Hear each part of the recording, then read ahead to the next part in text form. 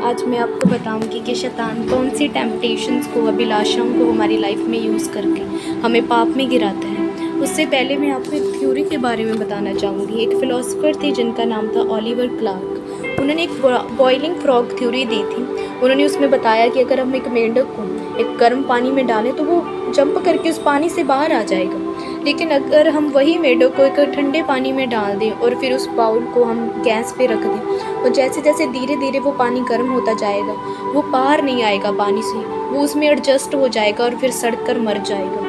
तो इसी तरह से कुछ अभिलाषाएँ जो शैतान हमारी लाइफ में भेजता है और हम उसमें एडजस्ट हो जाते हैं, हम जंप करने के बजाय उसमें बैठ जाते हैं और फिर हम उस पाप में गिर जाते हैं। जिस तरीके से जब तक आप उस पाप को करते नहीं अपने दिमाग और अपने शरीर से, फिर आप एक सिनर बनते हैं, तब तक अनटिल आप क्या है, उस पाप से टेम्प्टेड हैं। इसी तरीके के साथ आज मैं बताऊंगी वो कौन सी स्ट्रैटेजीज़ हैं। सो फर्स्ट स्ट्रैटेजीज़ है भी शैतान हमारी डिज़ायर्स को यूज़ करता है। वो पहले हमारी डिज़ायर्स देखता है कि किस चीज़ के लिए हम बहुत ही डिज़ायरेबल हैं, फिर उन डिज़ायर्स को यूज़ करके वो हमें उस चीज़ से टेम्प्टेड करने की कोशिश करता है कि क्या तू ये डिज़र्व नहीं करती थी, क्या परमेश्वर चाहता ही नहीं कि तुम इन चीज़ों को डिज़र्व करे। और फिर हमारे इर्द गिर्द वो ऐसी सिचुएशन को पैदा कर देगा कि फिर हम पाप में गिर जाएंगे। जैसे पौलुस भी कहता है कि सारी अभिलाषाएँ हमारे अंदर से ही उत्पन्न होती हैं और प्रभु हमें अपने आप में मरने के लिए इसीलिए बोलते हैं ताकि हमारे अंदर कोई डिज़ायर ना हो और कोई अभिलाषा में हम ना करें। इसी रीति के साथ हम जेम्स की 1:12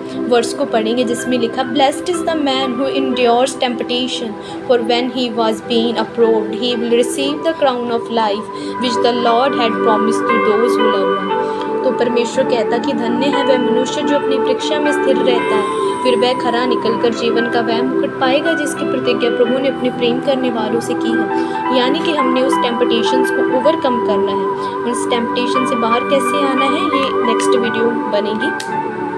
तो फिर सेकंड जो पॉइंट है वो हमारे लिए यूज़ करता है, वो हमें कहेगा कि ये पाप थोड़ी है, ये तो जस्ट थोड़ा सा देखना, थोड़ा सा करना, ये थोड़ा सा पाप है। तो फिर आप क्या करते हैं, मैं पाप थोड़ी कर रहा हूँ, आपको कॉन्फिडेंटेड कर देता कि नहीं मैं तो पाप कर ही नहीं सकता, मैं तो थोड़ा सा देख ही रहा हूँ, वो थोड़ी सी चीज़ ही कर रहा हूँ। तो वो थोड़ा सा पाप क्या है, एक थोड़ी सी प्रेग्नेंट वूमेन की तरह कि अब तो वो पाप थोड़ा सा है, वो दिख नहीं रहा, मैं थोड़ी सी प्रेग्नेंट हूँ, लेकिन वो बाद में 5 मंथ्स के बाद वो प्रेगनेंसी दिखती है। उसी रीति के साथ उस फ्रॉग की तरह जैसे जैसे पानी गर्म होता जाता है, फिर धीरे धीरे टाइम से आप थोड़े से पाप से उसमें एडजस्ट होते जाते हैं और बहुत ही डीप पाप में चले जाती हैं। इसी रीति से जेम्स की 1:14 कहती है, but each one is the tempted when he is drawn away by his own desires and addicted, then when desires has conceived its birth to sin, and sin when it is full grown brings forth death.